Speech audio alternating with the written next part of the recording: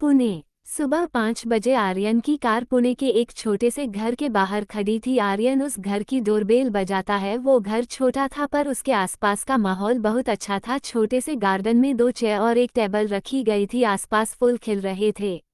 तभी एक आदमी आकर दरवाजा खोलता है। उसकी उम्र 45-45 के आसपास थी। बाहर आर्यन को देख वो बोला, जी कहिए। आर्यन उस आदमी को देखते हुए बोला, मुझे गोपीचंद जी से मिलना है, क्या वो घर पर है? वो आदमी आर्यन को ऊपर से नीचे तक देखते हुए बोला, जी यहाँ कोई गोपीचंद जी नहीं रहते हैं, आप गलत पते पर आए हो। आर्यन उस आदमी की बात सुनकर शांत आवाज में बोला, मुझे पता है वो यही रहते हैं, आप उन तक ये मैसेज पहुंचा दीजिए कि कोई उनकी बेटी का पता लेकर आया है।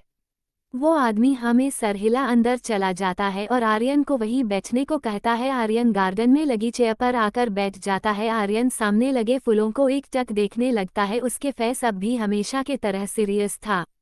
वो आदमी अंदर एक रूम में जाता है जहां पर एक बुढ़ा आदमी बैठा हुआ था। वो न्यूज़पेपर पढ़ रहा था। तभी वो आदमी उसके पास आते हुए बोला, मालिक कोई आपसे मिलना चाहता है।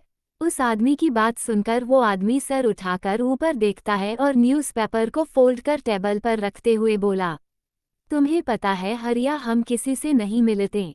मालिक वो आपसे आपकी बेटी के बारे में बात करना चाहता है, आप एक बार उनसे मिल लीजिए, क्या पता आपकी बेटी आपको मिल जाए। हरिया हाथ बांधे हुए बोला।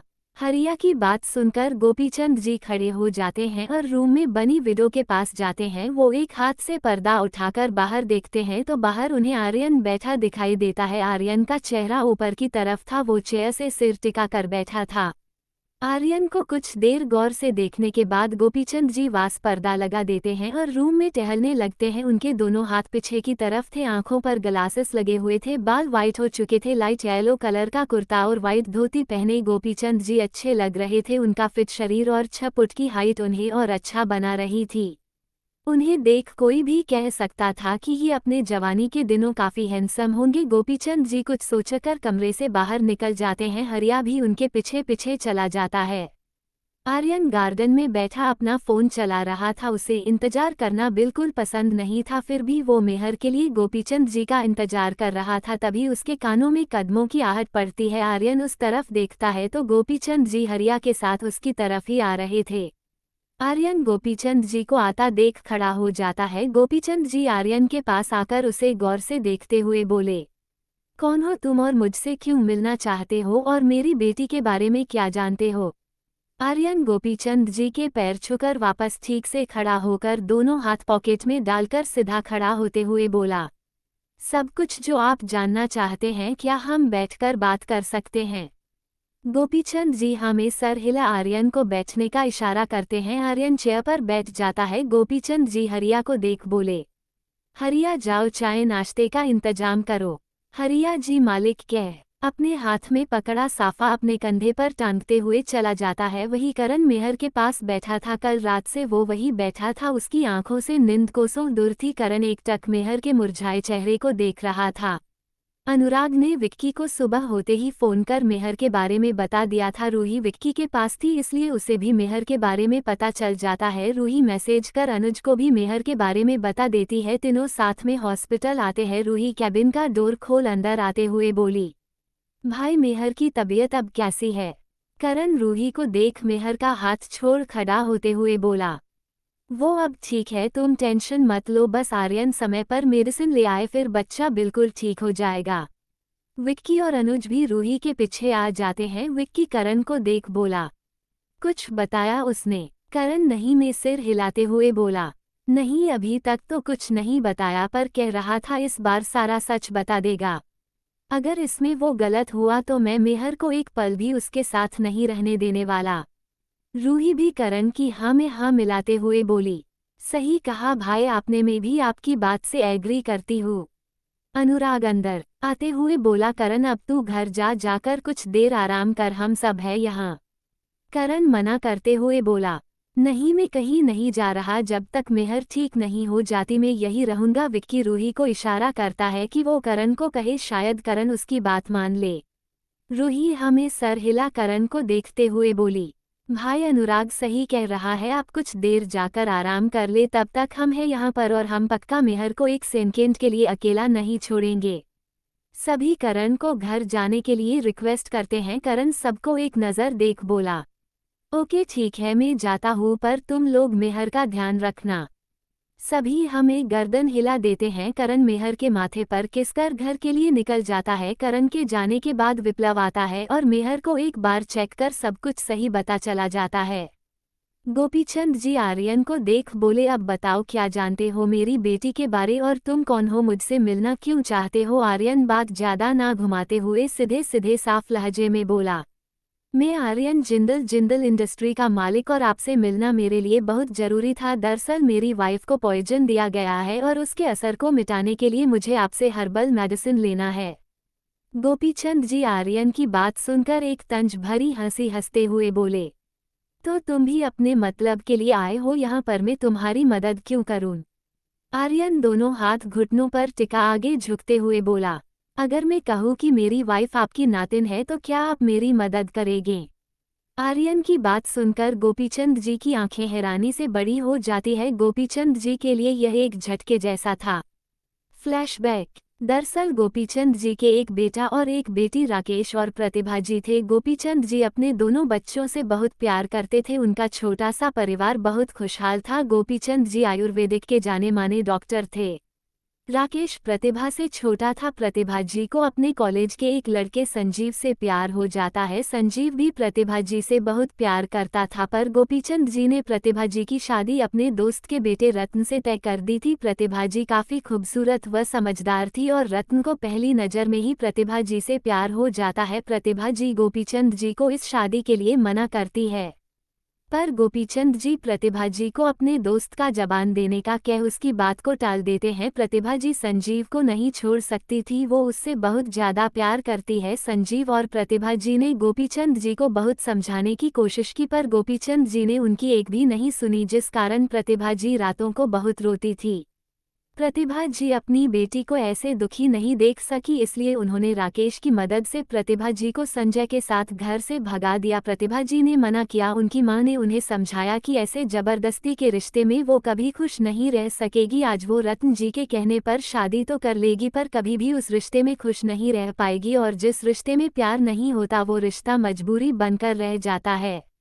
राकेश भी प्रतिभा को समझता है, जिस कारण प्रतिभा उन दोनों की बात मानकर घर से भाग जाती है। जब गोपीचंद जी को इस बारे में पता चलता है तो वो पूरी तरह टूट जाते हैं। रत्न के डैड और उनके जिगरी यार भी उनसे मुंह फेर लेते हैं, और उधर संजीव के परिवार वाले प्रतिभा जी को अपनी बहू नहीं मानते, जिस वजह से संजीव अपना घर हमेशा हमेशा के लिए छोड़कर प्रतिभा जी के साथ मुंबई चला जाता है। मुंबई में संजीव ने कड़ी मेहनत करके अपनी एक छोटी सी कंपनी बनाई। प्रतिभा जी भी उनका खूब साथ देती थी। दोनों अपनी इस छोटी सी दुनिया में खुश थे। फिर प्रतिभा जी प्रेग्नेंट होती है, जिसकी खुशी संजीव जी और प्रतिभा जी के लिए बहुत बड़ी थी। जब प्रतिभा जी की मां को ये पता चलता है तो वो राकेश जी के साथ प्रतिभा जी से मिलने मुंबई जाती है। प्रतिभा जी इतने समय बाद अपनी मां और भाई से मिलकर बहुत खुश थी।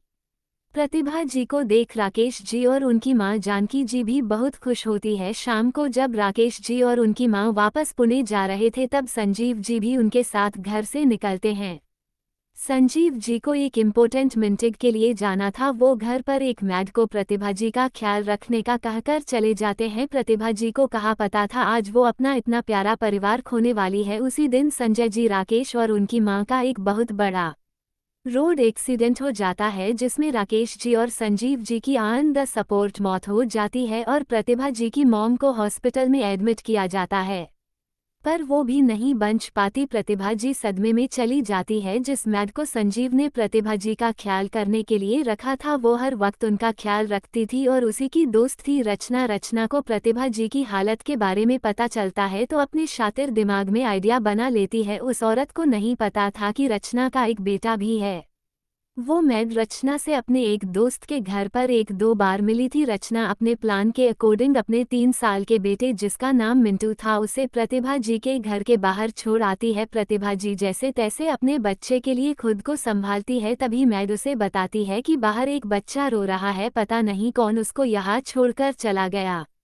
प्रतिभा जी करण को अपने साथ रखने लगती है। प्रतिभा जी ने ही करण को उसका नाम दिया था। वो पूरा वक्त करण और अपने होने वाले बच्चे के साथ बिताती थी। करण भी प्रतिभा जी के साथ खुश रहने लगता है। वो प्रतिभा जी के लिए उनका बच्चा बन गया था। और इधर गोपीचंद जी भी अपने बेटे और पत्नी के जाने के बाद बिल्कुल अकेले रह गए थे। उन्होंने अपना काम काज बंद कर दिया और खुद को सबसे दूर कर अकेले रहने लगे। हरिया उनके घर का नौकर था। हरिया गोपीचंद जी को छोड़कर कभी नहीं गया, वो हमेशा उनके साथ रहता था। उसने गोपीचंद जी से कहा भी था कि वो प्रतिभा जी का पता लगाए, पर गोपीचंद जी ने गुस्से में आकर उसकी बात ना करने तक का कह दिया था। ऐसे ही दिन गुजरते रहे और प्रतिभा जी ने अपनी बेटी प्रीति को जन्म दिया। मेहर को देख प्रतिभा जी खुश हुई थी, पर उसे इस बात का इतना ही ज्यादा गम था कि संजीव उसकी फूल जैसी बच्ची को देखे बिना ही चला गया। 1 महीना और गुजर जाने के बाद एक दिन रचना आकाश के साथ उनके घर आती है। प्रतिभा जी उनसे उनके बारे में पूछती है तो रचना प्रतिभा जी से करण को मांग लेती है। करण प्रतिभा जी के जिगर का टुकड़ा बन गया था। अब प्रतिभा जी रचना जी को करण कैसे दे सकती थी। रचना उन्हें डीएनए रिपोर्ट दिखाती है जिसमें करण उनका बेटा है साबित था। रचना जी प्रतिभा जी के सामने शर्त रखती है कि वो उन्हें अपने साथ उनके घर में रखे। अगर वो उन्हें अपने घर में रखेगी तो वो करने को उनसे नहीं छिनेगी। प्रतिभा जी इस बात के लिए राजी हो जाती है। धीरे धीरे समय गुजरने लगता है। मेहर कीर्ति को आकाश जी को पापा कहते देख वो भी आकाश जी को पापा कहने लगती है। रचना प्रतिभा जी को धीरे धीरे उनके खाने में नशीली दवा मिलाना शुरू कर देती है, जिनसे प्रतिभा जी के लिवर समय के साथ गलने लगते हैं और बहुत ज्यादा बीमार रहने लगती है। करण हमेशा मेहर जी के पास रहता है। प्रतिभा जी करण को हमेशा अच्छी शिक्षा देती थी, जिसका नतीजा आज ये है कि रचना जैसी माँ का बेटा होकर भी करण आज एक इतना अच्छा इंसान बन पाया। करण हमेशा मेहर का ख्याल रखता था। समय बीत जाने के बाद गोपीचंद जी को अपनी गलती का एहसास होता है और उन्हें अपनी बेटी की कमी खलने लगती है और वो प्रतिभा जी का पता लगाने लगते हैं। प्रतिभा जी के बहुत कहने पर करण विदेश में पढ़ाई करने भेज देती है और उनके बाद की कहानी आप सभी जानते हैं। आर्यन गोपीचंद जी को प्रतिभा जी के बारे में बताता है। प्रतिभा जी के बारे में पता चलने के बाद गोपीचंद जी को जो बची खुची उम्मीद थी कि वो अपनी बेटी को एक दिन ढूंढकर अपने पास ले आएंगे, वो टूट जाती है। गोपीचंद जी की आंखों में नमी तैर जाती है। वो क्या बोले क्या कहें उन्हें कुछ समझ नहीं आ रहा था। कहीं ना कहीं वो इन सब के लिए खुद को दोषी मान रहे थे। आर्यन को पूरी बात तो नहीं पता थी, पर आधी सच्चाई वो जानता था। आर्यन गोपीचंद जी के हाथों पर हाथ रखते हुए बोला, मैं नहीं जानता मुझे इस वक्त क्या कहना चाहिए क्या नहीं। मैं बस आपसे इतना कहूँगा कि आपकी बेटी आज भी जिंदा आपकी नातिन में और उसकी जिंदगी आपके हाथ में है। गोपीचंद जी आर्यन की बात सुनकर उसकी तरफ देखते हैं। गोपीचंद जी हल्का मुस्कुराते हुए बोले, पति के मामले में मेरी बेटी और नातिन दोनों की किस्मत काफी अच्छी है, जो उन्हें तुम जैसा और संजीव जैसा प्यार करने वाला इंसान मिला। तब तक हरिया चाय नाश्ता लेकर आ जाता है। गोपीचंद जी हरिया को देख बोले, हरिया हमारे कमरे की कबर्ड में कुछ मेडिसिन रखी है, उन्हें लेकर आना। हरिया गोपीचंद जी के कहने पर वापस चला जाता है। गोपीचंद जी आर्यन को चाय सर्व कर चाय का कप उसके आगे करते हुए बोले, क्या वो जानती है कि हम उनके नाना है। आर्यन चाय का कप पकड़ते हुए ना में सर हिला देता है। आर्यन की ना सुनकर गोपीचंद जी के चेहरे पर फिर उदासी आ जाती है। गोपीचंद जी आर्यन को देख फिर बोले, तुम्हें कैसे पता चला इन सब के बारे में। आर्यन चाय का एक सिप लेकर कप वापस प्याली में रखते हुए बोला, क्या मैं ये बात आपको सबके सामने बताऊं तो चलेगा।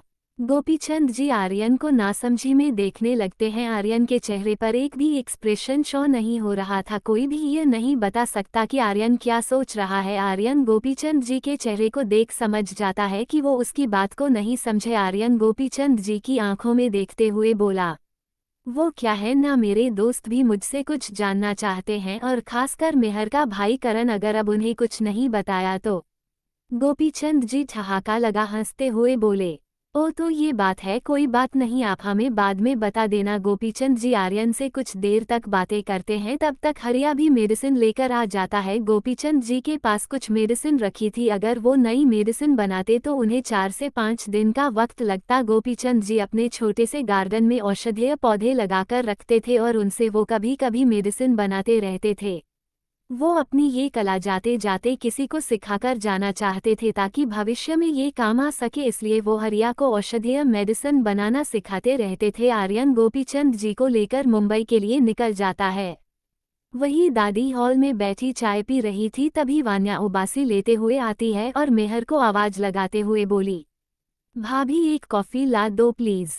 वान्या दादी के पास बैठ पिलो हाथ में ले सोफे पर सर रख आंखें बंद कर लेती है। दादी वान्या को देखते हुए बोली, वान्या आपकी भाभी घर पर नहीं है।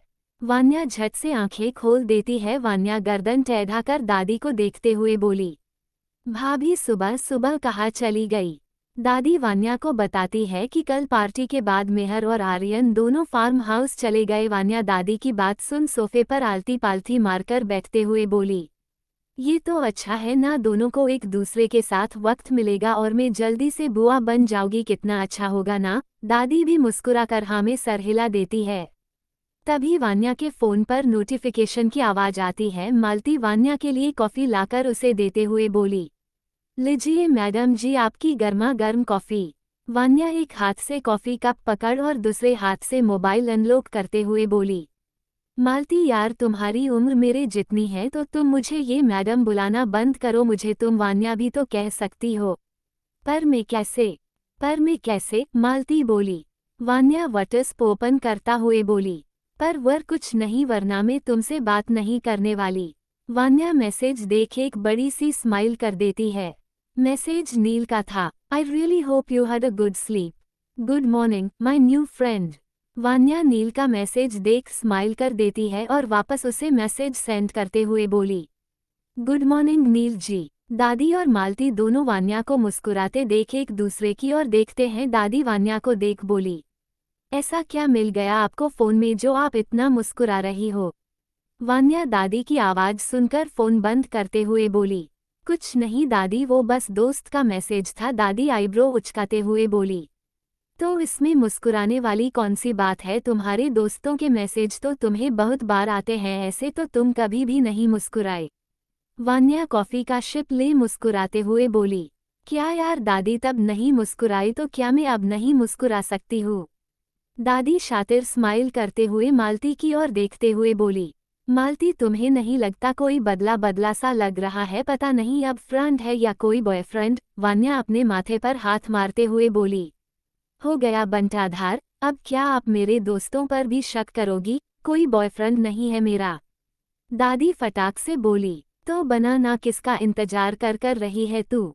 मालती वान्या को देख हंस रही थी। वान्या मालती को घूरते हुए बोली, तुम्हें बड़ी हंसी आ रही है, एक बार तुम्हारी शादी हो जाने दो फिर देखना कैसे मैं तुम्हारे पतिदेव को तुम्हारी शिकायत लगाती हूँ।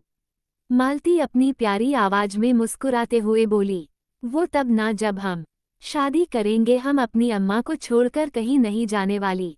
वान्या कॉफी कप टेबल पर रखते हुए बोली, इसका मतलब तुम पूरी जिंदगी कुंवारी रहने वाली हो। मालती हमें सर हिला देती है। उधर आर्यन गोपीचंद जी के साथ हॉस्पिटल पहुंच चुका था। आर्यन सीधा मेहर के वार्ड में जाता है। मेहर के वार्ड में इस वक्त अनुराग, विक्की, रूही और अनुज बैठे थे। रूही मेहर के पास बैठी थी, वही विक्की, अनुराग और अनुज सोफे पर बैठे थे। आर्यन वार्ड का गेट खोल अंदर आता है। उसकी नज़र सबसे पहले मेहर पर पड़ती है जो अब भी बेजान सी लेटी थी।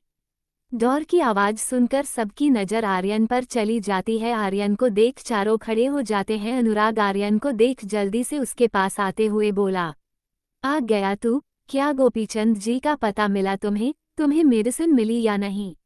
आर्यन अनुराग की आवाज सुन एक नजर उसकी ओर देखता है पर कहता कुछ नहीं है। अनुराग आर्यन को कुछ ना बोलता देख दोबारा बोला, बोल तो सही, मेडिसिन मिली या नहीं।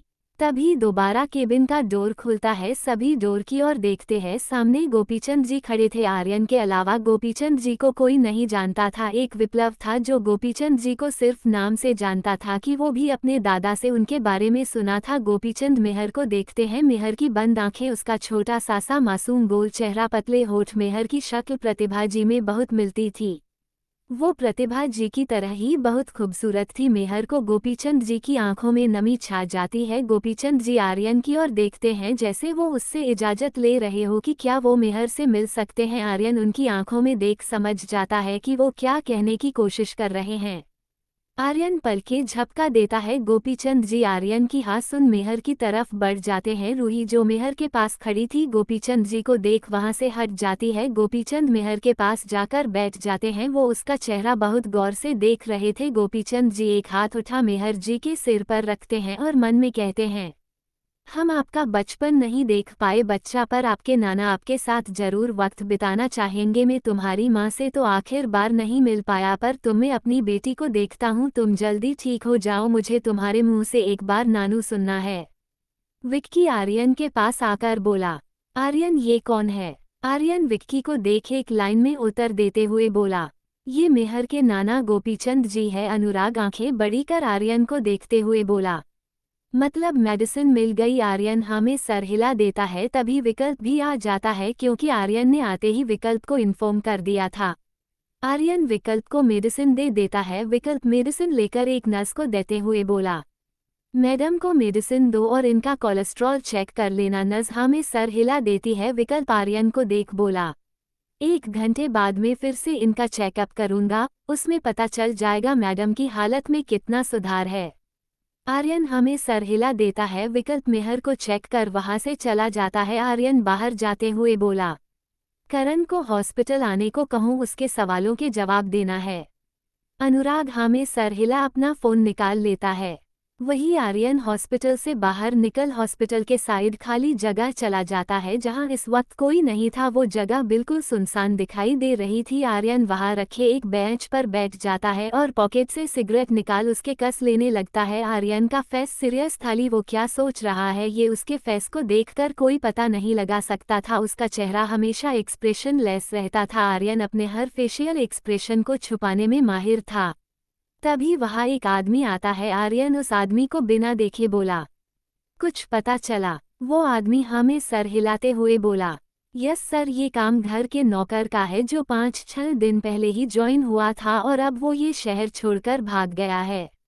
आर्यन उस आदमी की तरफ देख कोल्ड वॉइस में बोला, वो जहां भी हो मुझे 2 दिन में वो अपने पास चाहिए, हर हालात में, अंडरस्टैंड? वो आदमी गर्दन झुकाए खड़ा था। आर्यन की बात का जवाब देते हुए बोला, जी सर, हो जाएगा। आर्यन अब उस आदमी को जाने का इशारा करता है। वो आदमी फिर बोला, सर, वो रंजीत जिंदल ने आपको और आपके पूरे परिवार को अपने बेटे के जन्मदिन की पार्टी में इनवाइट किया है। आर्यन उस आदमी की बात सुनकर उसकी ओर घूर कर देखता है। वो आदमी जल्दी से वहां से निकल जाता है। आर्यन एक बार अपनी आंखें कसकर बंद करता है, फिर झट से आंखें खोल सिगरेट 2-3 लंबे लंबे कस लेता है और सिगरेट को जमीन पर गिरा पैर से मसल देता है।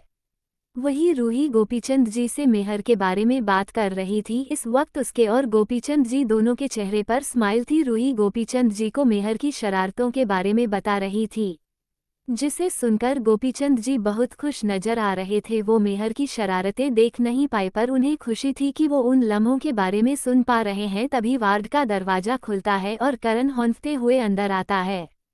करण आते ही मेहर के पास जाता है। मेहर को देख करण आर्यन को देख बोला, तुम्हें मेडिसिन मिली? आर्यन हमें सर हिला देता है और गोपीचंद जी को करण से मिलवाते हुए बोला, ये है करण जिसके बारे में मैंने आपको बताया था। करण का ध्यान अब गोपीचंद जी पर जाता है। वो गोपीचंद जी को नहीं जानता था। गोपीचंद जी करण को देख खड़े हो जाते हैं। करण आर्यन को इशारा कर जानने की कोशिश कर रहा था कि ये कौन है। आर्यन करण का इशारा समझ जाता है पर कुछ नहीं बोलता। ये देख करण मुंह बना लेता है। गोपीचंद जी करण के सर पर हाथ रखते हुए बोले, कैसे हो बेटा आप? करण गोपीचंद जी के पैर छूते हुए बोला, वो हम ठीक है, पर मैंने आपको पहचाना नहीं। गोपीचंद जी हल्का सा मुस्कुराते हुए बोले, आप पहचानेंगे भी कैसे? हम आपसे पहले कभी नहीं मिले, पर हमने सुना है आप हमारी बेटी मतलब आपकी माँ प्रतिभा से बहुत प्यार करते हैं। गोपीचंद जी की बात सुनकर करण समझ जाता है कि गोपीचंद जी मेहर और उसके नाना जी है। करण मुस्कुराते हुए बोला, ये जिंदगी उन्हीं की देन है, तो इतनी प्यारी माँ को कौन प्यार नहीं करेगा। भले ही मैंने उनकी कोख से जन्म नहीं लिया हो, पर मेरे लिए वो मेरी जान से बढ़कर थी और अब मेहर ही मेरी पूरी लाइफ का सहारा है। गोपीचंद जी करण के सर पर हाथ रखते हुए बोला, मेहर बहुत लकी है जिन्हें आप जैसे भाई मिले हैं। हम आपसे मिलकर बहुत खुश हुए और आप फिक्र मत करें, मेहर बिल्कुल ठीक है, रात तक उन्हें होश भी आ जाएगा। करण ये सुनकर बहुत खुश होता है। मेहर ठीक है ये सुनकर उसके फेस पर बड़ी स्माइल आ जाती है। करण मेहर के पास जाकर प्यार से उसका माथा चूम लेता है। आर्यन ये देख अपनी मुट्ठी कस लेता है। आर्यन मन में करण को 100 गालियां दे रहा था पर उसके फेस से कुछ भी पता नहीं चल रहा था। विक्की से अब रुका नहीं जाता। विक्की आर्यन से बोला, आर्यन अब हमें सब कुछ जानना है A to Z। Aryan Vicky की बात सुन सबको बैठने का इशारा करता है। सभी एक एक कर बैठ जाते हैं क्योंकि सभी जानना चाहते थे आखिर आर्यन ने मेहर को खुद से दूर क्यों करना चाहा।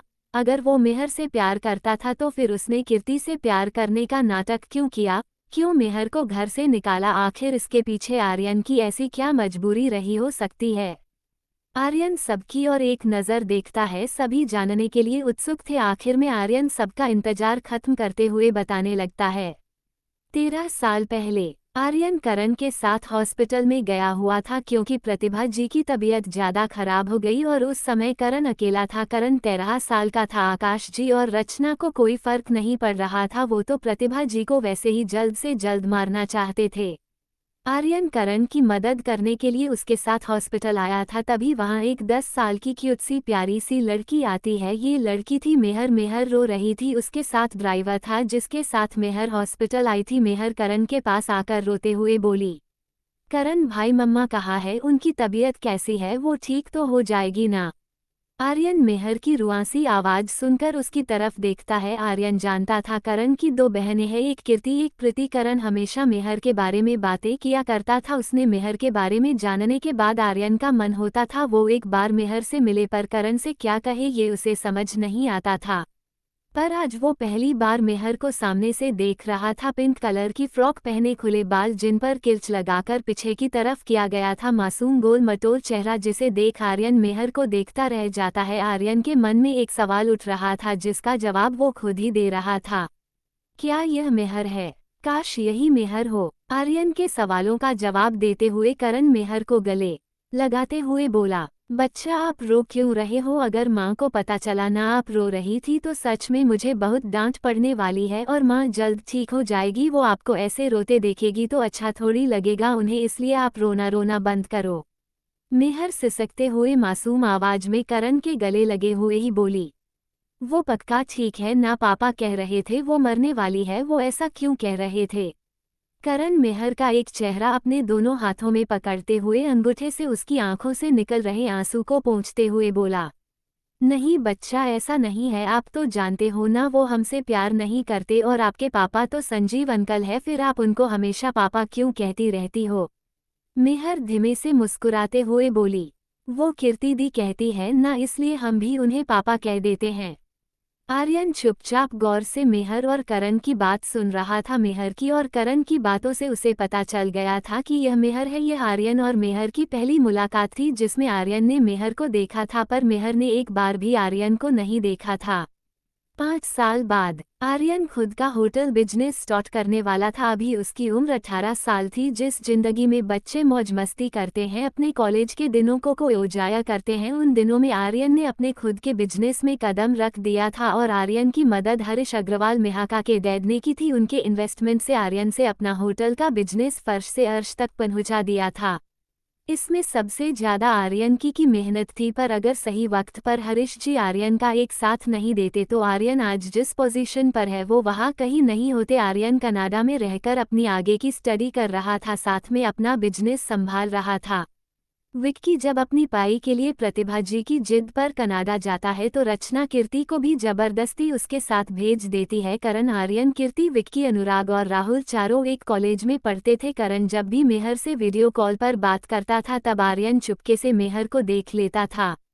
मेहर को देखने भर से उसको सुकून मिलता था। मेहर का बात करना, मुस्कुराना, शर्माना सब आर्यन की नज़रों में बसा था। यहाँ तक कि एक बार तो करण के फ़ोन से आर्यन अपने फ़ोन मत मेहर की अब तक की सारी फ़ोटो डाल लेता है और रोज रात सोते वक्त वो मेहर को देखकर सोता था।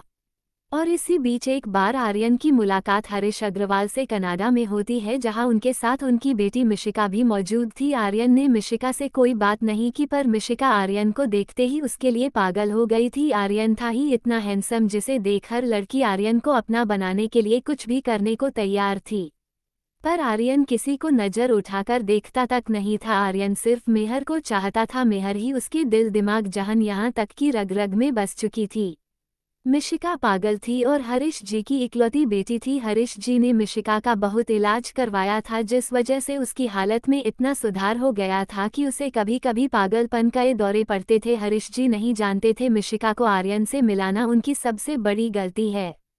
आर्यन हरीश जी से मिलकर चला जाता है। उसके जाते ही मिशिका हरीश जी से जिद करने लगती है कि आर्यन से उसकी शादी करवा दी जाए। हरीश जी बहुत मना करते हैं, पर मिशिका उनकी एक नहीं सुनती और रूम में रखा सामान तोड़फोड़ करने लगती है। थक हार कर हरीश जी मिशिका को आर्यन से बात करने का कहकर उसे शांत करते हैं।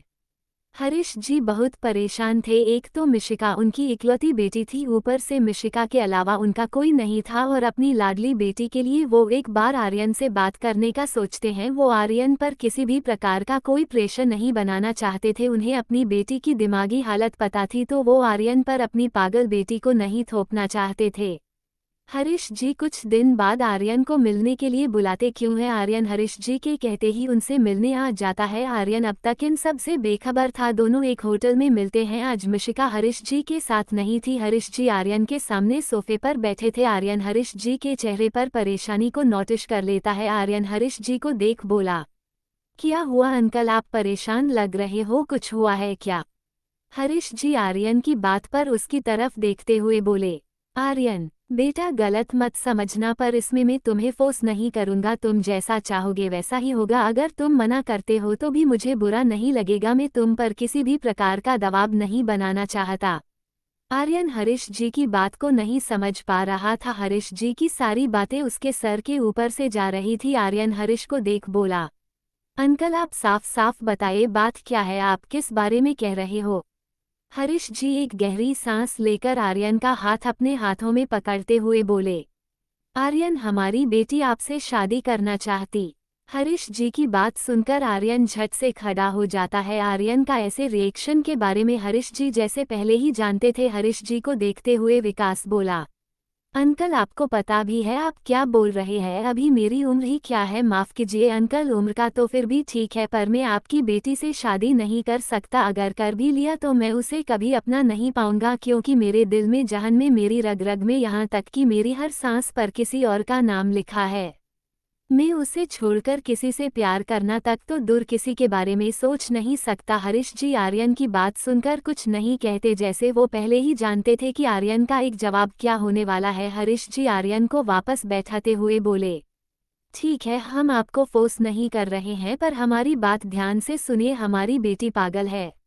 आर्यन हरीश जी की बात सुनकर हैरान होते हुए बोला, व्हाट? हरीश जी हमें सर हिला बोले, हाँ सही सुना आपने, हमारी बेटी पागल है, उसे पागलपन के दौरे पड़ते हैं। वो जिस चीज को देख लेती है या जो उसे पसंद आता है वो उसके लिए कुछ भी कर सकती है, यहाँ तक कि किसी की जान तक ले सकती है।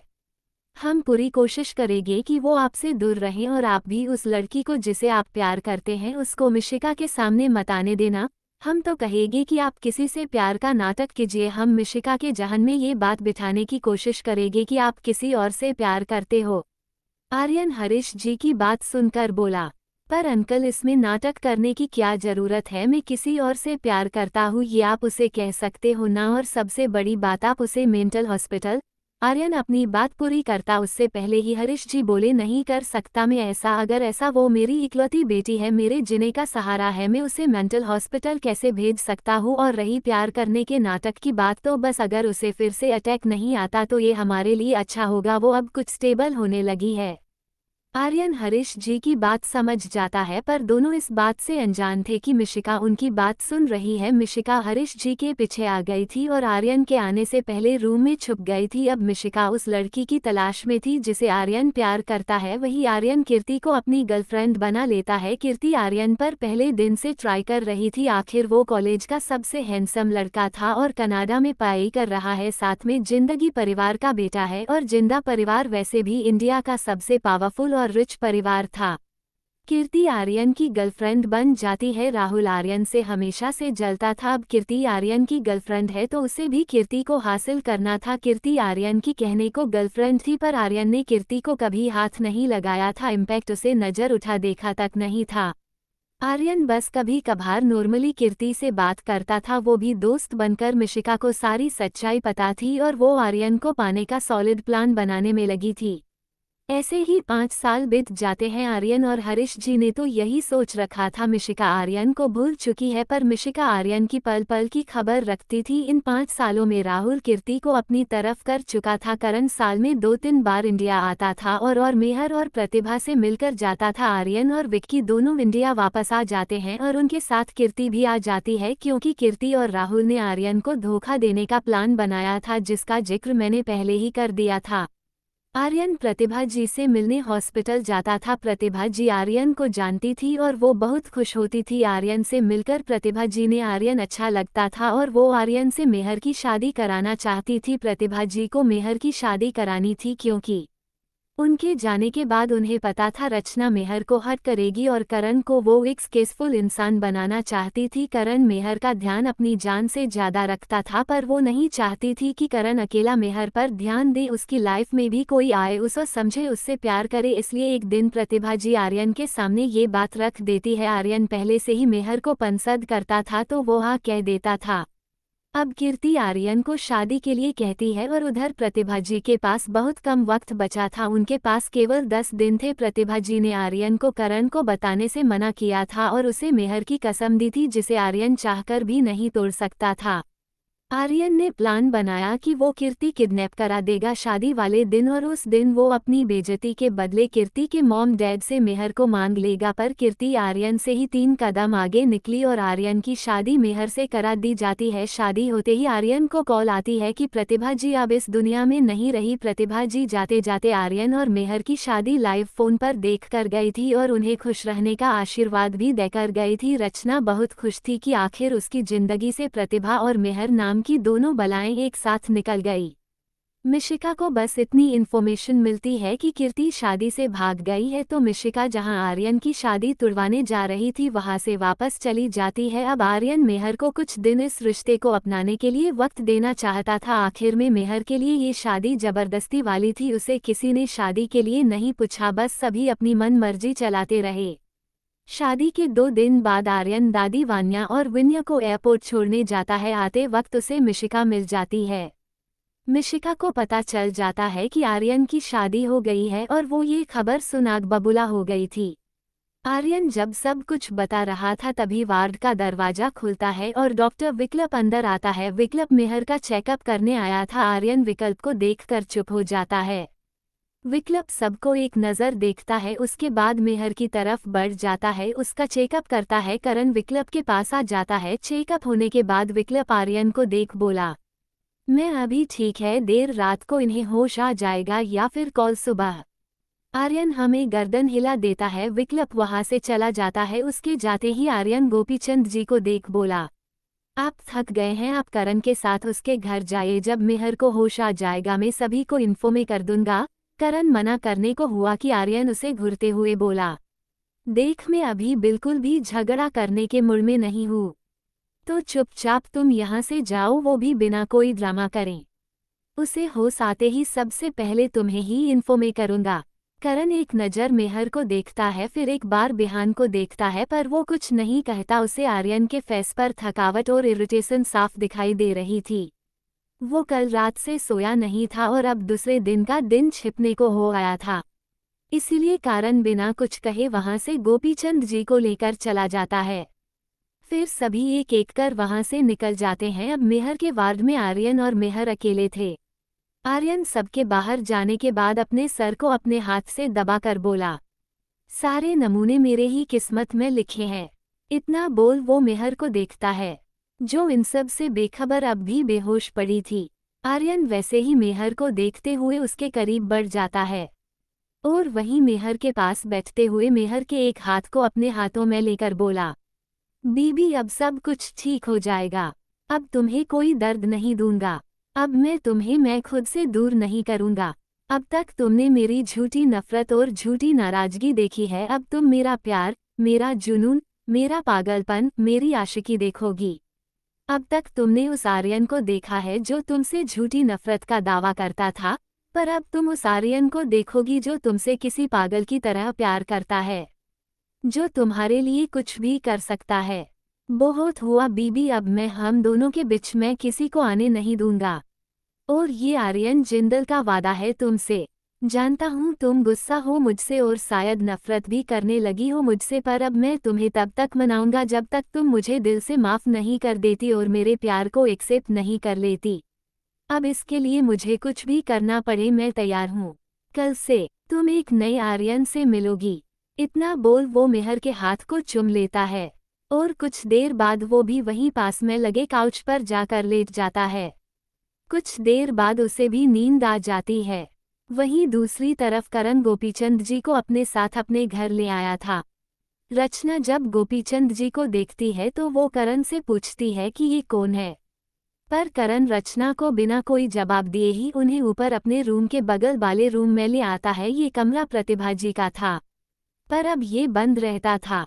जब गोपीचंद जी उस कमरे में आते हैं तो उन्हें सामने में ही एक बड़ी सी तस्वीर दिखती है, जिसमें प्रतिभा जी अपने गोद में एक छोटी बच्ची को लेकर बैठी थी और उनके साइड में ही एक 4-5 साल का लड़का था। गोपीचंद अपनी बेटी की तस्वीर देखकर भावुक हो जाते हैं। आज उन्हें अपनी गलती का बहुत ज्यादा अफसोस हो रहा था। वो खुद को अपनी बेटी के गुनहगार समझ रहे थे। करण उन्हें इस तरह देख उनके पास आकर बोला, नाना जी जो हो गया उसे हम बदल नहीं सकते, पर हम चाहे तो अपनी गलती सुधारकर अपनी आने वाले कल को खूबसूरत बना सकते हैं। गोपीचंद जी करण को देखकर अपना सर हाँ में हिला देते हैं और करण उन्हें आराम करने का बोलकर अपने कमरे में चल जाता है। अगली सुबह हॉस्पिटल। मेहर अपने चेहरे पर पड़ते धूप की वजह से कसमसाते हुए धीरे धीरे अपनी आंखें खोलती है तो देखती है उसके सामने ही रूही बैठी थी और दूसरे साइड बिक्की और अनुज खड़े थे और अनुराग भी वहीं था। तभी डॉक्टर आते हैं और मेहर को चेक करने लगते हैं।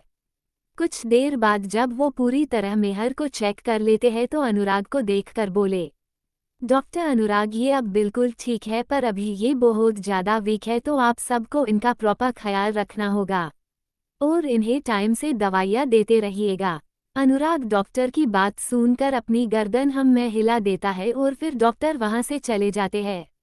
रूही जल्दी से मेहर के पास जाकर उसको ठीक से बिठाते हुए बोली, मेरी जान कैसी हो। अनुराग जब रूही को मेहर को अपनी जान कहते सुनता है तो वो धीरे से बिक्की के कान पर बोला, भाई अपनी इस बेबी डॉल को थोड़ा भाभी से दूर रखा कर, वरना अगर आर्यन ने इसे भाभी को जान कहते हुए सुन लिया ना इसका तो पता नहीं, पर तेरी जान जरूर निकाल लेगा। बिक्की अनुराग की बात सुनकर बोला, देख तू ना हमेशा अपनी इस काली जबान से मेरे बारे में ऐसे उल्टी सीधी बात किया मत कर, वैसे भी तेरी सारी उल जुलूल बातें सच हो जाती है।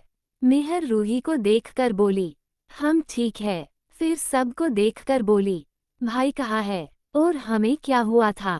रूही उसकी बात सुनकर एक नज़र सबको देखती है और फिर वो मेहर को देखकर बोली, अरे कुछ नहीं, वो बस तुम्हें कमजोरी की वजह से चक्कर आ गया था और करण भाई बस आते ही होंगे और तुम्हारे लिए एक सरप्राइज भी है। मेहर रूही को देखते हुए बोली, सरप्राइज? कैसा सरप्राइज? मेहर ने इतना ही कहा था जब करण वार्ड का दरवाजा खोलकर अंदर आते हुए बोला, बच्चा ये रहा आपका सरप्राइज। मेहर जब उधर देखती है तो वहां से गोपीचंद जी आ रहे थे। मेहर अपने सामने किसी अनजान बुजुर्ग इंसान को देखकर बोली, भाई ये कौन है? करण मुस्कुराकर बोला, तुम खुद ही इन्हीं से पूछ लो। मेहर करना की बात सुन गोपीचंद जी को देखती है जो चलकर उसी के पास आ रहे थे। गोपीचंद जी आकर मेहर के पास एक स्टूल पर बैठ जाते हैं और मेहर के सर पर हाथ फेर कर बोले, लाडो कैसी है आप? मेहर उन्हें वैसे ही देखते हुए बोली, जी अभी हम ठीक है, पर माफ करिएगा हमने आपको पहचाना नहीं। ये सब बोलते वक्त वो गोपीचंद जी को ही देख रही थी। गोपीचंद जी मेहर के माथे पर प्यार से एक किस कर बोले, आप हमें नहीं जानती है पर हम आपके नाना है, आपकी माँ के बाबा। मेहर जब ये सुनती है कि सामने बैठा इंसान और कोई नहीं बल्कि उसके अपने नाना जी है तो वो खुश होते हुए बोली, आप हमारे नानू है। गोपीचंद जी मेहर को देख अपना सर हाँ में मिला देते हैं। मेहर अपनी नम आंखों से करण को देखते हुए बोली, भाई देखो ये हमारे नानू है। करण भी मेहर के पास आकर उसके सर पर हाथ फेरते हुए बोला, हाँ मेरा बच्चा ये हमारे नाना जी है। वैसे ही सब बहुत देर तक मेहर से ढेरों बातें करते हैं और गोपीचंद जी तो मेहर को ऐसे बात करते मुस्कुराते देख बहुत खुश हो गए थे। आज बरसों बाद उन्हें ऐसी खुशी हो रही थी। उन्होंने तो सारी उम्मीद ही छोड़ दी थी कि कभी वो अपनी बेटी से मिल सकेंगे, पर आज मेहर को अपने सामने ऐसे देखकर उन्हें मेहर में अपनी बेटी प्रतिभा दिख रही थी। सब ऐसे ही बात कर रहे थे जब दरवाजा एक बार और खुलता है और जब सब उस तरफ देखते हैं तो बस देखते ही रह जाते हैं, क्योंकि दरवाजे पर आर्यन अपने हाथों में रेड रोज जैसे का एक बड़ा सा बुके लिए अंदर आ रहा था। उसने इस वक्त एक नॉर्मल जीन्स और एक वाइट शर्ट पहना था। वो बिल्कुल एक कॉलेज बॉय लग रहा था इस वक्त। अनुराग करण और बिक्की के तरफ झुंड कर हल्के से बोला, क्या ये अपना दानाब दोस्त आर्यन जिंदल है? उसकी बात सुन बिक्की और करण उसे घूर कर देखते हैं और फिर आर्यन को देखने लगते हैं। वहीं मेहर अपनी आंखें बड़ी कर आर्यन को देख रही थी। मेहर अपने मन में, ये चमगादड़ को आज क्या हुआ है? रूही तो आंखें फाड़े आर्यन को देख रही थी, जिसे देखकर बिक्की रूही को घूरते हुए भिनभिनाते हुए बड़बड़ा के बोला, इसने आज तक मुझे तक ऐसे कभी नहीं देखा है और मैं जब इसे ऐसे देखता हूँ ये शर्मा जाती है और अब ये ऐसे आर्यन को ताड़ रही है। क्या इसने अपनी शर्म को कहीं बेच दिया है? अनुराग बिक्की की बात सुन लेता है और अपनी हंसी दबाते हुए धीरे से बोला, अब देखने के लिए कुछ होना भी चाहिए बंदे में। आर्यन सीधे मेहर के पास आकर पहले वो गोपीचंद जी के पैर छूता है, फिर मेहर को देखकर वो बुके उसके तरफ बढ़ा देता है। मेहर तो अब सदमे में चली जाती है। उसे तो यकीन नहीं हो रहा है कि ये सब हो क्या रहा है। तभी रूही उसे कंधे से हल्का मारते हुए धीरे से बोली, कहाँ खो गई है तू? देख ना जीजू तेरे लिए कितना प्यारा बुके लेकर आए हैं। और ये था मेहर के लिए दूसरा झटका। जीजू, वो भी रूही के मुंह से आर्यन के लिए। मेहर अब एक नज़र आर्यन को देखती और एक नज़र रूही को। उसे समझ में नहीं आ रहा था कि यहाँ चल क्या रहा है। मेहर आर्यन को देखते हुए बुके ले लेती है और फिर आर्यन वहीं मेहर के पास बैठ जाता है और बाकी सबको अपने आंखों के इशारे से ही बाहर जाने को बोलता है। रूही गोपीचंद जी को लेकर बिक्की बाहर चला जाता है और बिराज भी उनके पीछे चला जाता है। पर करण अभी भी वहीं खड़ा था, जिसे देखकर अनुराग बोला, चल ना। करण अनुराग को घूरते हुए बोला, मुझे नहीं जाना, अभी मुझे अपनी बहन से बातें करनी है। अनुराग करण को देखकर बोला, अरे बहना के भाई, जरा अपने जीजा को भी एक बार देख ले, कितनी शिद्दत से तुझे घूर रहा है। और अगर तू अभी यहाँ से नहीं चलेगा तो यहाँ तीसरा वर्ल्ड वॉर होने से कोई नहीं रोक सकता। करण बिराग को एक नज़र देखकर वापस अनुराग को देखते हुए बोला, मैं डरता नहीं हूँ उसके घूरने से। अनुराग उसके आगे हाथ जोड़ते हुए बोला, हाँ ठीक है मेरे बाप, तू नहीं डरता किसी से, पर अभी अपनी बहन का घर तो बसने दे ताकि तुझे कुछ दिनों में कोई मामा बोलने वाला आ सके। अब खुद तो ऐसे अखंड सिंगल बने फिर रहा है, कम से कम किसी का तो घर बसने दे। अनुराग की बात सुन करण उसे घूरते हुए बाहर चला जाता है और अनुराग आर्यन को देखकर अपनी 32 दांत चमकाते हुए बाहर चला जाता है। दरवाजा बंद होने की आवाज से मेहर होश में आती है, जो न जाने कब से अपने ही ख्यालों में गुम थी। पर जब मेहर अपने आसपास देखती है तो वहां कोई नहीं था और उसके सामने आर्यन बैठा था और उसे ही बड़े शिद्दत से देख रहा था। अब आगे मेहर अपने सामने बैठे आर्यन को टुकुर टुकुर देख रही थी और आर्यन उसे इस तरह खुद को देखता देखकर वो थोड़ा सा मेहर के करीब जाकर हल्का उसके ऊपर झुककर बोला, अगर तुम चाहो तो मुझे देखने के अलावा और भी बहुत कुछ कर सकती हो। जैसे कि इतना बोल वो अपनी आगे की बात बीच में ही छोड़ देता है। आर्यन की ऐसी बातें सुनकर मेहर आर्यन को खुद के ऊपर से धक्का देकर उठाते हुए बोली, क्या आप पागल हो गए हैं जो इस तरह की बातें कर रहे हैं? हमें तो लगता है कि आपको एक बार खुद को किसी अच्छे साइकियाट्रिस्ट को दिखा देना चाहिए। आर्यन मेहर को देखकर बोला, वैसे पागल तो मुझे तुमने बरसों पहले ही बना दिया था। मेहर आर्यन की बात सुनकर उसे ऐसे देखती है जैसे उसके सामने कोई पागल बैठा हो। आर्यन मेहर के करीब जाकर उसके माथे पर एक हल्की किस करता है, जिसके एहसास से मेहर की आंखें अपने आप ही बंद हो जाते हैं। आर्यन मेहर के इस रिएक्शन को देखकर हल्का मुस्कुराकर उससे दूर हो जाता है। मेहर अपनी आंखें खोलकर आर्यन को ना देखकर इधर उधर देखते हुए बोली, आप प्लीज रूही को बुला दीजिए, हमें वॉशरूम जाना है। आर्यन ये सुनते ही मेहर को अपने गोद में उठा लेता है और वॉशरूम की तरफ बढ़ जाता है। फिर मेहर को वॉशरूम में छोड़कर वहीं दरवाजे के बाहर खड़ा रहता है। फिर कुछ देर बाद प्रति को लाकर बेड पर बैठा देता है। कुछ देर में मेहर को डिस्चार्ज मिल गया था और सारे पेपर फॉर्मेलिटी पूरी कर आर्यन मेहर को अपने साथ ले जाने को आता है और मेहर को फिर से अपने गोद में उठा लेता है। मेहर गिरने के डर से जल्दी से आर्यन को कसकर पकड़ लेती है और आर्यन को गुस्से में घूरते हुए बोली, क्या हम कोई गुड़िया या खिलौना है जिसे आप कभी भी कहीं भी ऐसे अपने गोद में उठा लेते हैं और बेशर्मों की तरह हमें अपने गोद में लेकर कहीं भी पहुंच जाते हैं? और अगर ऐसे आपको किसी को गोद में लेकर घूमने का इतना ही शौक है ना, तो अपने बच्चे पैदा कर लीजिए, फिर उन्हें अपने गोद में लेकर घूमते रहिएगा। मेहर ये सब बोलकर जब आर्यन को देखती है तो आर्यन उसे ही शरारत से देख रहा था। मेहर उसे ऐसे खुद को देखता देखकर जब अपनी बात पर गौर करती है तो उसकी आंखें बड़ी हो जाती है और शर्म से उसके गाल लाल हो जाते हैं। उसने अनजाने में ही सही पर आर्यन के बच्चों का जिक्र यानी कि उसके और आर्यन के बच्चों का बोल दिया था और इसलिए उसे अब अपने ऊपर ही गुस्सा आ रहा था कि वो ऐसे कैसे बोल सकती है, वो भी आर्यन के सामने। आर्यन मेहर के लाल पड़े गाल को चूमते हुए बोला, वैसे मुझे कोई प्रॉब्लम नहीं है, अगर तुम चाहो तो हम आज ही घर जाकर प्रोसेस शुरू कर सकते हैं। मेहर आर्यन की बात सुनकर शर्म से पानी पानी हुई जा रही थी और अपना सर आर्यन के सीने में अपना चेहरा छुपा लेती ही इस वक्त वो ये भी भूल गई थी कि वो आर्यन से बचने के लिए आर्यन के ही सीने में छुप रही है। आर्यन मेहर को हॉस्पिटल से बाहर लेकर आता है जहां पर बाकी सब वहीं पार्किंग एरिया में खड़े होकर उन दोनों का वेट कर रहे थे। मेहर जब सबको वहां देखती है तो आर्यन को अपने मन में हजार गालियां देते हुए बोली, कैसे जाहिल इंसान है ये, क्या इन्हें जरा भी शर्म नहीं आती, कैसे सबके सामने मुझे गोद में उठाकर घूम रहे हैं, क्या सोचेंगे सब, अरे कम से कम मेरा तो ख्याल कर लेते, मैं इन सब से अपनी नज़रें कैसे मिला पाऊंगी। इतना बोल वो अपना चेहरा नीचे कर लेती है ताकि उसे किसी से नज़रें ना मिलनी पड़े।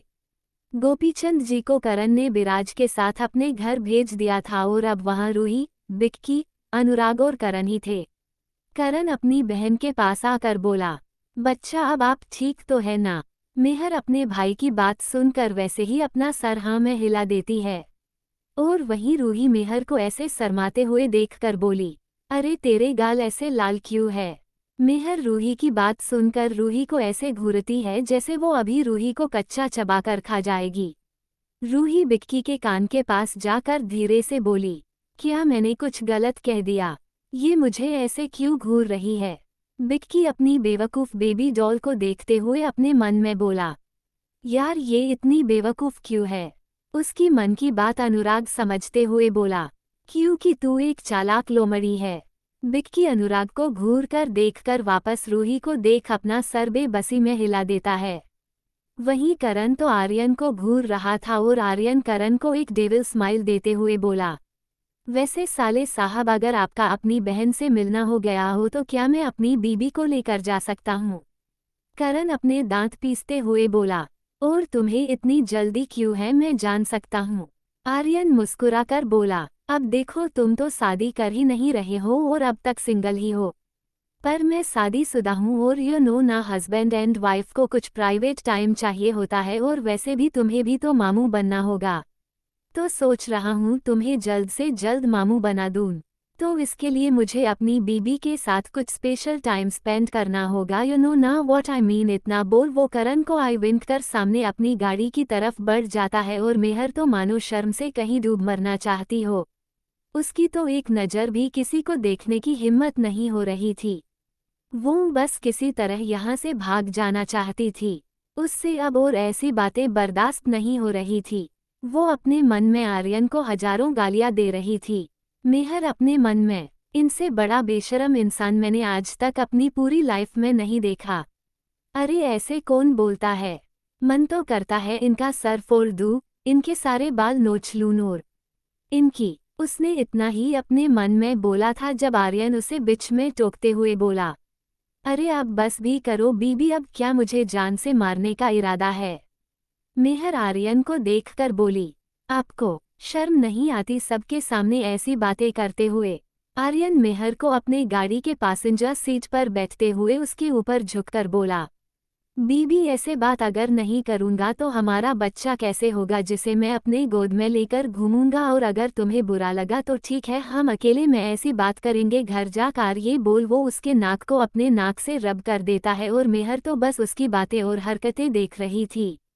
उसे समझ में नहीं आ रहा था कि ये इंसान आखिर चाहता क्या है। वहीं बाकी सब तो बस अपना मुंह फाड़े आर्यन को देख रहे थे, क्योंकि किसी ने आर्यन को ऐसे कभी नहीं देखा था।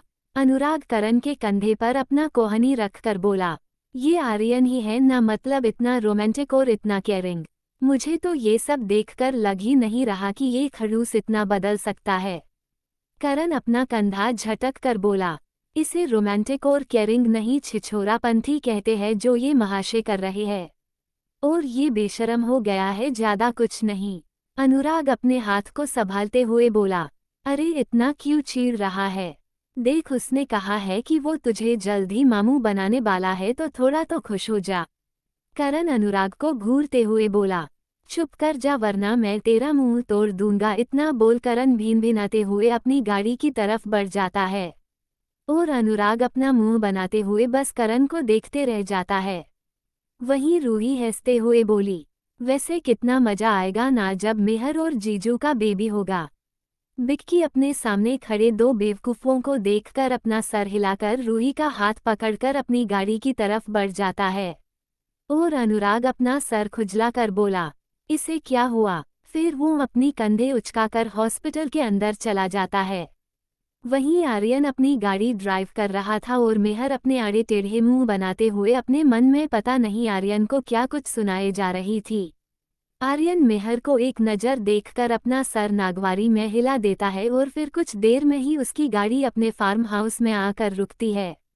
मेहर जब देखती है कि आर्यन उसे जिंदल मैंशन ना ले जाकर दोबारा उसे यहाँ लेकर आया है तो वो आर्यन को देखकर बोली, ये कौन सी जगह है और आप हमें यहाँ क्यों लेकर आए हैं। हमें दादी के पास जाना है।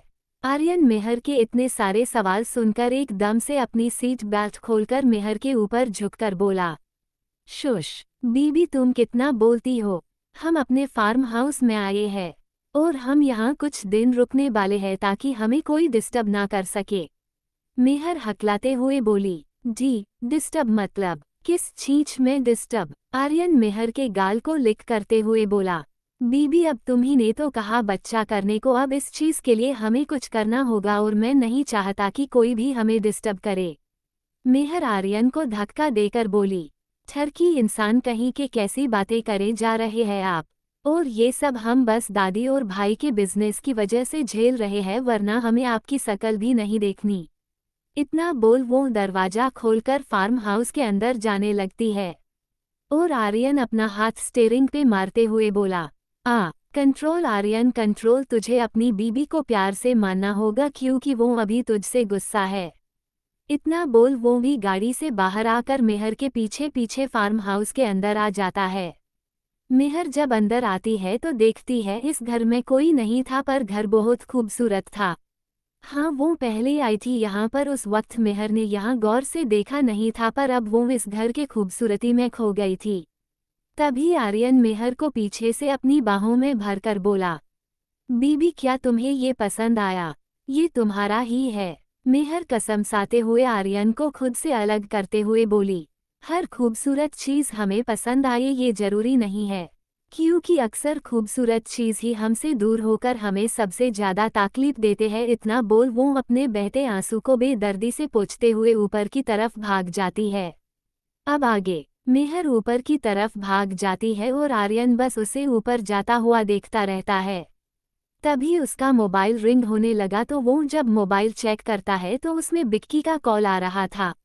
आर्यन कॉल रिसीव कर लेता है तो उधर से बिक्की बोला, यार तू कहाँ है, क्या तू जिंदल मैंशन नहीं गया है? तुझे पता है सुबह से दादी ने मुझे 10 बार कॉल कर लिया है और अब मैं उनके कॉल को रिसीव भी नहीं कर रहा हूँ।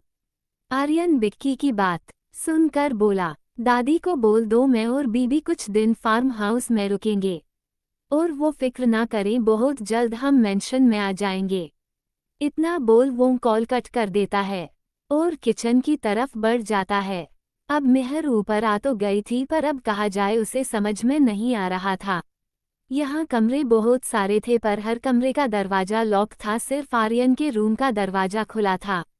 मेहर ने बहुत कोशिश किया कि शायद किसी रूम का दरवाजा खुल जाए पर ऐसा नहीं हुआ, जिससे मेहर झुंझलाते हुए बोली, क्या ये इंसान सच में पागल हो गए हैं? मेहर आर्यन के कमरे में जाना नहीं चाहती थी, इसलिए वो वहीं पास में पड़े एक काउच में बैठ जाती है और आसपास देखने लगती है। अब जाकर मेहर नोटिस करती है कि इस घर में उन दोनों के अलावा और कोई नहीं है। बाहर गेट पर बस 2 गार्ड थे पर इस घर के अंदर कोई नहीं था, जिसे समझते हुए मेहर बोली, अजीब है, इतने बड़े घर में कोई नहीं है। खैर छोड़ो, हमें क्या। तभी उसे अपने पेट से आवाज आने लगती है। मेहर अपने पेट पर हाथ रखते हुए बोली, अब तो भूख भी लग रही है पर यहाँ तो कोई भी नहीं है जो खाना बना दे। फिर एक गहरी सांस लेकर वहां से उठते हुए बोली, चल बेटा मेहर, अब अपने लिए खाना बनाते हैं। इतना बोल वो नीचे किचन की तरफ बढ़ जाती है। मेहर ढूंढते हुए किचन में आ जाती है पर सामने किचन का नजारा देखकर मेहर की आंखें मानो बाहर ही आ गए थे, क्योंकि सामने उसका चमगादड़ शर्टलेस खड़ा था और कुछ सब्जियां कट कर रहा था।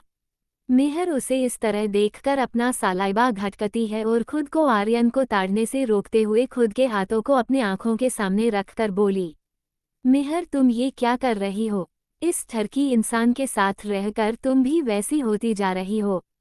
तभी मेहर अपना हाथ अपने आंखों से हल्का हटाकर बोली, हाय ये बंदा सच में कितना हॉट एंड हैंडसम है।